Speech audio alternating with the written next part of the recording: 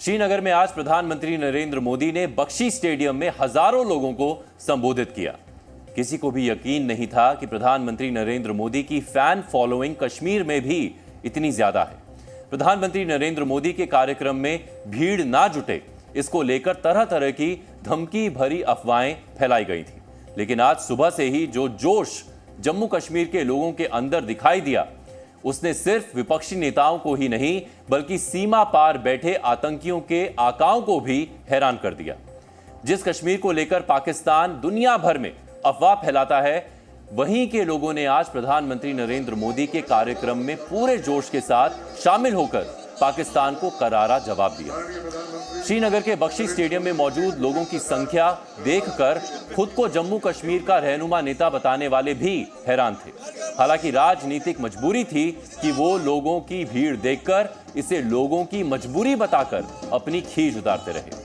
आज प्रधानमंत्री नरेंद्र मोदी केवल संबोधन के लिए नहीं पहुंचे थे, वो जम्मू कश्मीर के लोगों को मोदी का परिवार मुहिम से जोड़ने की कोशिश करने आए थे।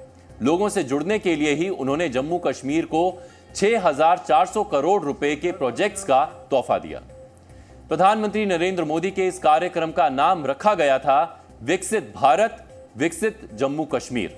इस कार्यक्रम के जरिए जम्मू कश्मीर की जनता को यह बताया गया कि जम्मू कश्मीर अब शेष भारत की तरह ही विकास के रास्ते पर तेजी से बढ़ेगा। जो 53 प्रोजेक्ट्स शुरू किए जाने हैं, इसमें सबसे ज्यादा टूरिज्म से जुड़े प्रोजेक्ट्स हैं, जिससे जम्मू कश्मीर के पर्यटन को और बेहतर बनाया जाएगा। 42 विशेष पर्यटन स्थलों को 4 श्रेणियों में बांटकर विकसित किए जाने की योजना है।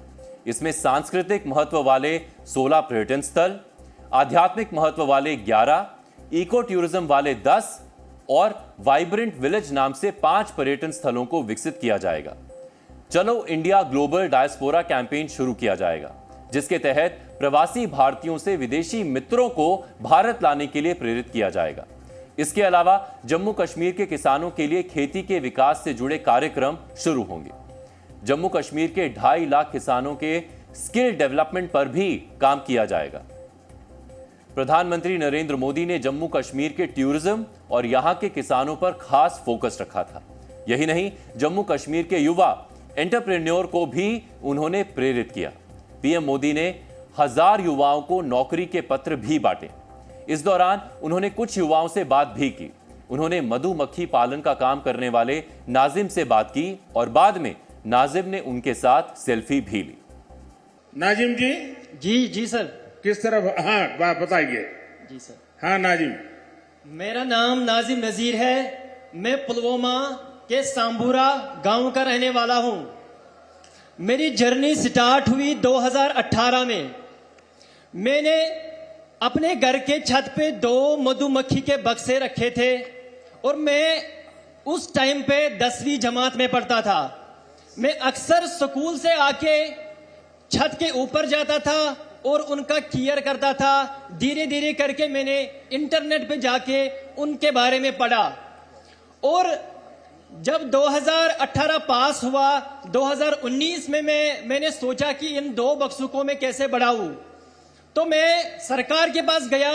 मुझे उस टाइम पे 50% की सब्सिडी पे मुझे 25 बॉक्स मिले और 25 बॉक्स मिलने के बाद मैंने पहली उससे एक्सट्रैक्शन की ऑलमोस्ट 75 केजी।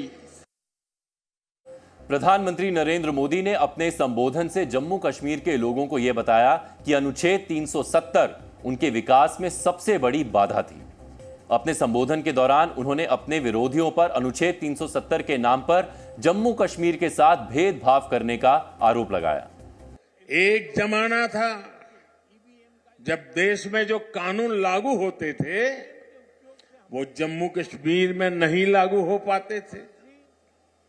एक जमाना था जब गरीब कल्याण की योजनाएं पूरे देश में लागू होती थी, लेकिन जम्मू कश्मीर के मेरे भाई बहन उनका लाभ उनको नहीं मिलता था। और अब देखिए वक्त ने कैसे करवट बदली है।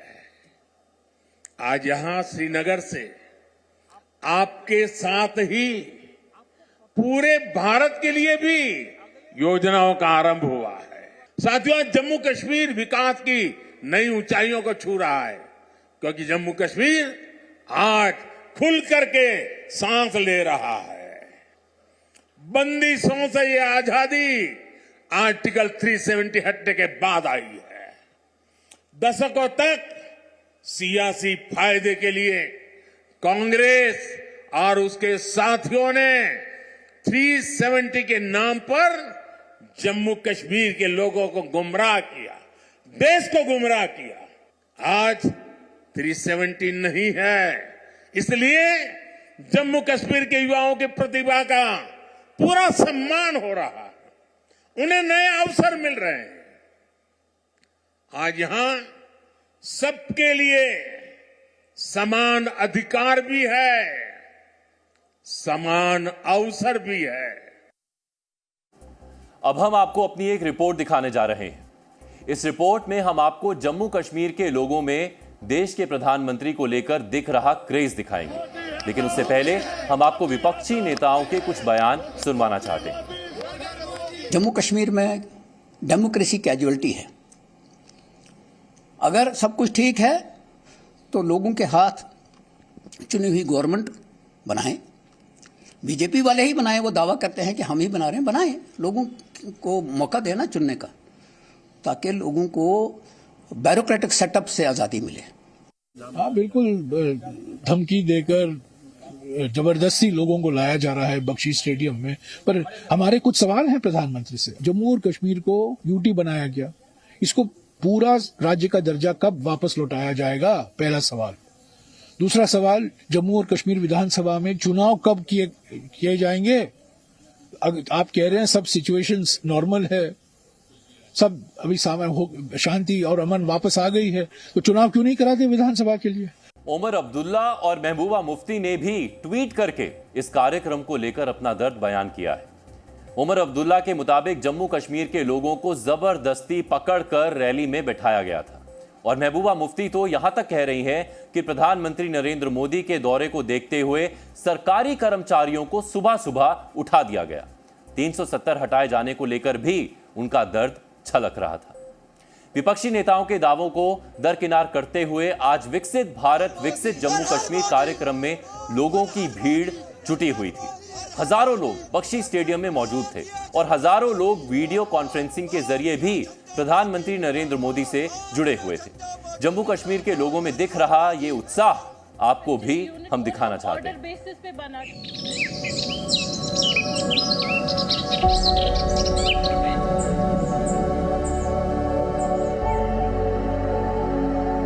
करोड़ भारतवासियों के दिलों में रहने वाले श्री नरेंद्र मोदी जी,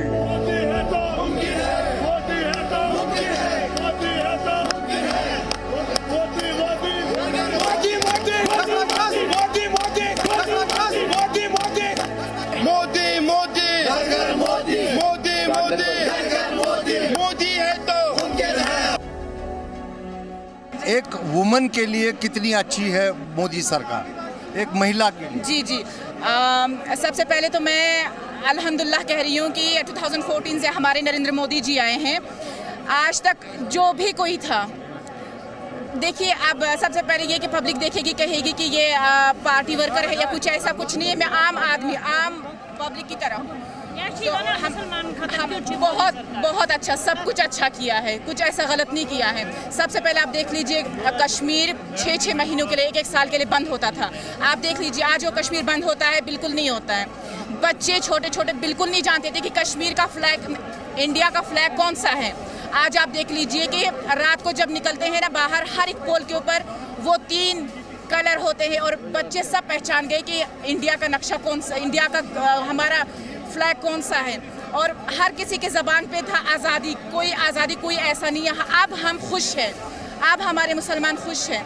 हर माँ को दर्द और तकलीफ होती थी अंदर, दिल के अंदर, वो आज शाम को पता नहीं मेरा बेटा जिंदा आएगा या मरा हुआ, ऐसा कुछ इतने। अब वो चीज़ें नहीं है। अब हर एक माँ खुश है, हर एक बेटी खुश है अपने भाई के लिए, हर एक बाप खुश है अपने बेटे के लिए। जब से नरेंद्र मोदी आए हैं सरकार में, क्या बदलाव आया यहाँ? सारा बदलाव आ गया यहाँ। पिछले 70 सालों से नेशनल PDP कांग्रेस वालों ने सब कुछ बर्बाद करके रखा है। आज किसी जगह हड़ताल नहीं है, पत्थरबाजी नहीं है, घर घर हर जेब में 5 लाख का गोल्डन कार्ड है, हर स्कीम आई गई है। वजीर आजम हिंद नरेंद्र मोदी जी हर एक कश्मीरी के दिल में बस रहे हैं। आपको कितना बदलाव लग रहा है जब तक ये बदलाव है, ये बदलाव है। ये देखो ना आप, 70 सालों के बाद, 50 सालों के बाद आपने किसी वजीर आजम के लिए लोग जो रात को निकले, और इतने लोग, ये पहली बार आज कश्मीर में हो रहा है। और ये सोच अगर किसी ने दिया, वो वजीर आजम हिंद नरेंद्र मोदी जी ने दिया। आप देखिए कि जो उन्होंने, जब वो प्राइम मिनिस्टर बने थे तो उन्होंने एक नारा लगाया था, सबका साथ, सबका विकास, सबका प्रयास। और वो आज जो है वो देखा जा रहा है कि उन्होंने हर कम्युनिटी के साथ इंसाफ किया। उन्होंने ओबीसीज को भी राइट्स दिए, रिजर्वेशन दी, गुजर बकरवाल को हुकूक दिए, फॉरेस्ट एक्ट के तहत राइट्स दिए, कश्मीरियों को दिए, हर एक को दिए। तो जो उन्होंने नारा लगाया था वो आज पूरा नजर होता आ रहा है। श्री नरेंद्र मोदी जी ने 10 साल मतलब हुकूमत की, इंशाल्लाह बहुत बदलाव आ रहा है। जो यहाँ के जो हुक्मरान है, जिसने पिछले 70 साल से हुकूमत किया, उसने लूट खसूट किया, लूट खसूट के सिवा उसने कुछ नहीं किया। जब से वो आए हैं, जम्मू कश्मीर में बदलाव बिल्कुल बेशक हुआ है, बेशक बदलाव हुआ है। बेशक लोगों को राहत मिली है, राशन की राहत मिली है, और जो आधार कार्ड अपडेट है वो होती है, और अनएम्प्लॉय यूथ वो हो गए हैं। आज मोदी जी की जब से हुकूमत आई है, अब देखो तब से कितनी डेवलपमेंट हुई है। हर एक घर शांति से बैठा हुआ है, हर एक बच्चा शांति से चल रहा है, हर एक बच्चा शांति से कॉलेज जा रहा है। आज यहाँ पे ना कोई पत्थरबाजी हो रही है, ना कोई किसी जगह कॉल दी जा रही है। आज सारा कुछ अमन से चल रहा है। शुक्र है अल्लाह का कि ऐसा प्राइम मिनिस्टर आया है। बदल गया कश्मीर, वो पथराव चले गए, वो खून खराबा चला गया। रोज बच्चे स्कूल जा रहे हैं, मजदूर मजदूरी कर रहा है, दुकानदारी अपनी कर रहा है, तो सब कुछ अच्छा हो रहा है। तो बदलता कश्मीर तो है ही है। घंटा घर में पंछी भी पार नहीं मार सकता था, आज हम लाइव चलते हैं वहाँ पे, नया साल का एंजॉय करते, हर तरह का एंजॉय करते, लोग सेल्फियाँ खींचते। और क्या चाहिए हमें इससे ज्यादा?